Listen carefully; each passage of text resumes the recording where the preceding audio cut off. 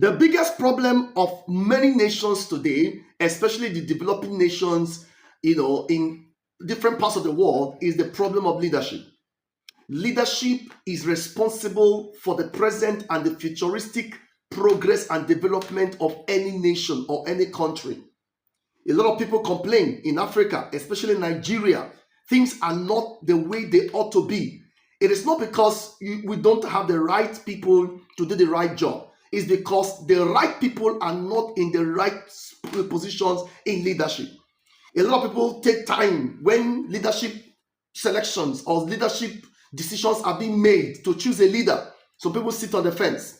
Some people think it doesn't concern them, it doesn't affect them. But the truth is this: when you don't do anything about selecting the right leader for the right position, when the chips are down and the wrong leaders enter into the wrong or the right positions or the wrong positions as it were, you are going to get the wrong results. The results we have today in Nigeria is as a result of the kind of people that are in power.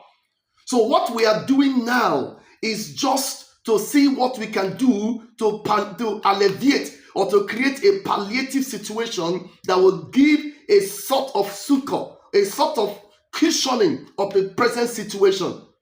We have the wrong leaders, but what are the citizens doing? We are doing the bit that we can do, but it's not enough. Proverbs 24 verse 12 and 13 and 14, the Bible said that the only thing that the righteous man will do for evil to continue is to do nothing. When we look at what we are doing today, as much as it is encouraging, appreciative, right? But it's not enough. What is enough is that the right people must get into power. The right people must begin to think about the future. Let me say this. There's nothing we can do completely to change the present status quo.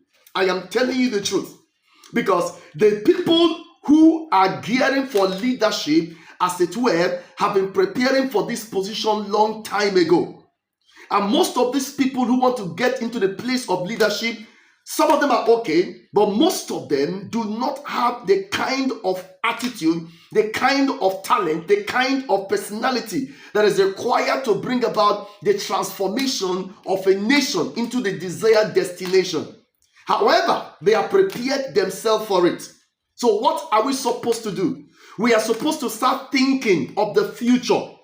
We can do the little we can do or the much we can do today, but I can assure you we will not have much to be changed, because you cannot change anything from the outside. For you to change anything, you must go to the inside.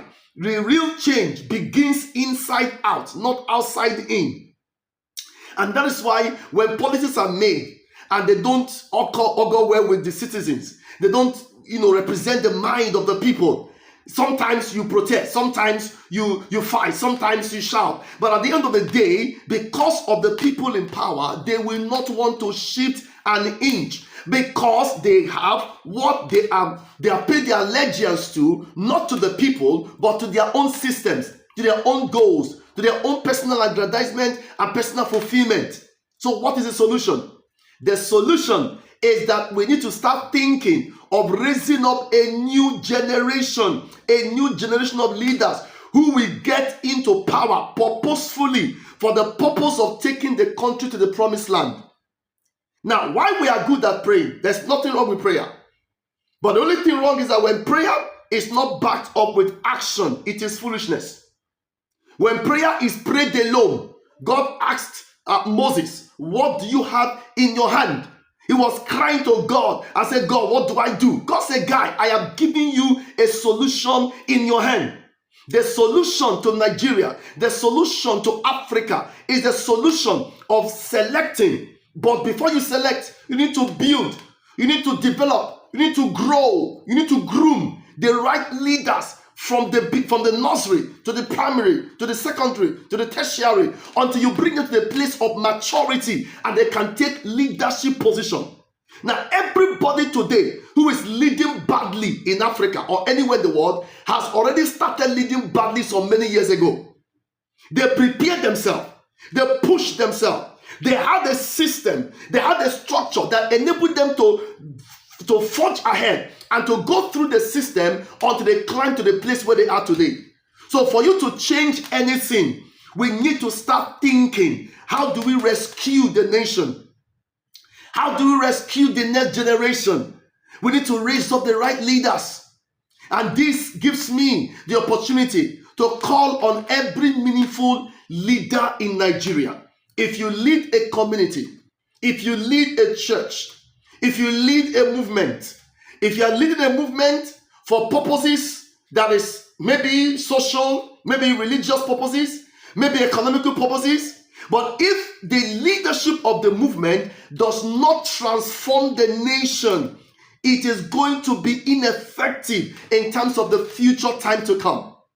You are not going to be here forever. The movement may continue, but the movement may suffer when the wrong leader always comes to power. Anytime Pharaoh came to power, Israelites suffered. Anytime Joseph came to power, things happened differently. The Bible said the people will be at peace when they are ruled by the righteous person. But the people will groan when the leader is evil. So the moment a leader has been chosen, the destiny of a nation has been decided. Every other thing you are doing is just makeshift. It will not make much impact. The best way to speak is to ensure we put in the right leaders. And guess what? It will take time. It will not be so urgent. It will not be an emergency. It will take a lot of time, but we need to start now. The churches should start now. The mosque should start now. Raise people of integrity. People who are compassionate. People who have vision. People who are selfless. People who are brainy, who can think, who can reason outside the box. People who are passionate about the conditions of the environment. Look at where we are today. Look at the country. How old is Nigeria? How old is the biggest, most populous black nation in the world? We are just old, and we are older than many nations that have gone ahead of us. We need to start becoming very passionate about changing things in the country. Let's start small groups. Let's begin movements. Let's start training. Let's start developing in ministries. We don't just need Department of Evangelism. It's fantastic. Department of Discipleship is great.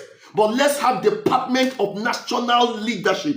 Department of Politicians for the future. These are people who are grounded in scripture, grounded in integrity, grounded in moral capacity to become leaders in the future.